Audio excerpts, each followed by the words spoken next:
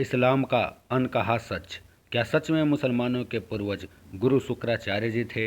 हमेशा से यह बहस का विषय रहा है कि मुसलमानों के पूर्वज क्या वाकई हिंदू थे। दुनिया भर के मुसलमान चाहे इस सत्य को माने या ना माने, उनके रहन सहन के तरीके, उनकी मक्का मदीना की पूजा पद्धति, उनके पवित्र चिन्ह आदि उन्हें किसी न किसी तरह से हिंदू धर्म से जोड़ते हैं।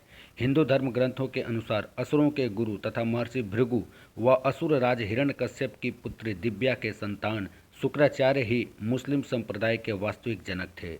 शुक्राचार्य ने राक्षसों का वंश बचाने के लिए भगवान शिव की आराधना की, जिससे भगवान शिव प्रसन्न होकर अपना स्वरूप शिवलिंग शुक्राचार्य को प्रदान कर वैष्णवों से दूर रखने को कहा। महादेव शिव का स्पष्ट आदेश था कि जिस दिन कोई भी वैष्णव इस शिवलिंग पर गंगा जल चढ़ा देगा, उस दिन राक्षस वंश का नाश हो जाएगा। शुक्राचार्य ने महादेव के शिवलिंग को भारतवर्ष तथा हिंदुओं से दूर रेगिस्तान में स्थापित किया, जिसे आज अरब देश में मक्का मदीना के नाम से जाना जाता है। यहाँ तक कि अरब देश का नाम शुक्राचार्य के पौत्र औरव के नाम पर ही पड़ा है। शुक्राचार्य मूल रूप से काव्य ऋषि थे और उनके सम्मान में मक्का मदीना के शिव मंदिर की काब्या नाम दिया गया।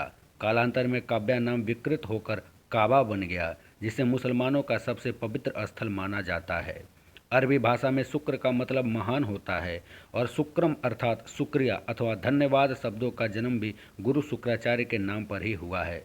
मुसलमानों का पवित्र जुम्मा शुक्रवार को मनाने की वजह भी गुरु शुक्राचार्य ही हैं। रामायण में आपने पढ़ा होगा कि शूर्पणखा का वध नहीं हुआ और वह गुरु शुक्राचार्य के आश्रम में ही रहने लगी थी। यह सबको पता है कि भगवान श्री राम के आदेश पर लक्ष्मण जी ने शूर्पणखा के नाक कान काट दिए थे और तभी से वह अपना चेहरा ढक कर रहती थी। शूर्पणखा के चेहरा ढकने की परंपरा को अरब देश की औरतें आज भी निभाती हैं। अरब देश के रेगिस्तान में तेज धूप होने की वजह से वहाँ के लोगों ने सिर ढकने के लिए टोपी पहनना शुरू कर दिया, जो आगे चलकर उनकी पूजा पद्धति में शामिल हो गया। रेगिस्तान में उपजाऊ जमीन, अनाज आदि के अभाव में लोगों ने जानवरों को मारकर खाना शुरू किया और इस हत्या को कुर्बानी का नाम दे दिया गया। इंसानों के मरने के बाद उन्हें जमीन में दफन करने की परंपरा शुरू हुई, जिसका मुख्य कारण रेगिस्तान में जलाने योग्य लकड़ी का नहीं होना था। बड़े ही आश्चर्य की बात है कि काबा में 360 मूर्तियां हैं, जिनमें शनि और चंद्रमा की मूर्तियां शामिल हैं। मुस्लिम इतिहासकारों के अनुसार इनमें से ही एक मूर्ति को अल्लाह का नाम दिया गया। शनि, चंद्रमा के अलावा सूर्य और अन्य ग्रहों की मूर्तियां होना इस बात का प्रतीक है कि काबा में 9 ग्रहों की पूजा की जाती थी। हिंदू धर्म आज भी 9 ग्रहों की पूजा करता है। यह माना जाता है कि मुसलमानों को 9 ग्रह पूजा सिखाना गुरु शुक्राचार्य की ही देन है। अर्धचंद्र को हिंदू धर्म में पवित्र माना जाता है, क्योंकि यह भगवान शिव के ललाट की शोभा बढ़ाता है। अर्धचंद्र चिन्ह का काबा में महादेव के प्रतीक पर होना इस चिन्ह को मुसलमानों में पवित्र माना जाता है और इसे इस्लाम के झंडे पर स्थान दिया गया।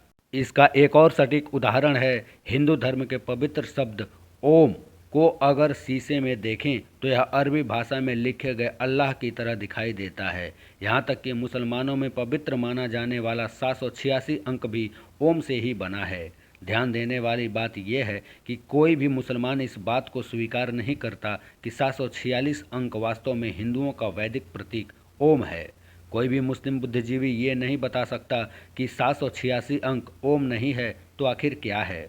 मुसलमान मक्का जाकर काबा के शिवलिंग की 7 बार परिक्रमा भी करते हैं, जो बहुत पहले से चलता आ रहा है। गुरु शुक्राचार्य ने यकीनन इस्लाम से पहले पैदा हुए अरब क्षेत्र के लोगों को हिंदू पूजा पद्धति सिखाई थी।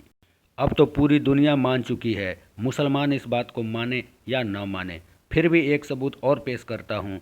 मक्का से कुछ ही दूरी पर एक बड़ा साइन बोर्ड लगा है, जिस पर लिखा है कि इस क्षेत्र में गैर मुस्लिमों का प्रवेश वर्जित है। यह साइन बोर्ड उस समय का प्रतीक है जब इस्लाम की शुरुआत हुई थी, तथा यह भी अंदाज़ा लगाया जाता है कि शुक्राचार्य ने भगवान शिव की दी हुई चेतावनी पर अमल करते हुए इस मंदिर के क्षेत्र में हिंदुओं के प्रवेश पर प्रतिबंध लगाया था।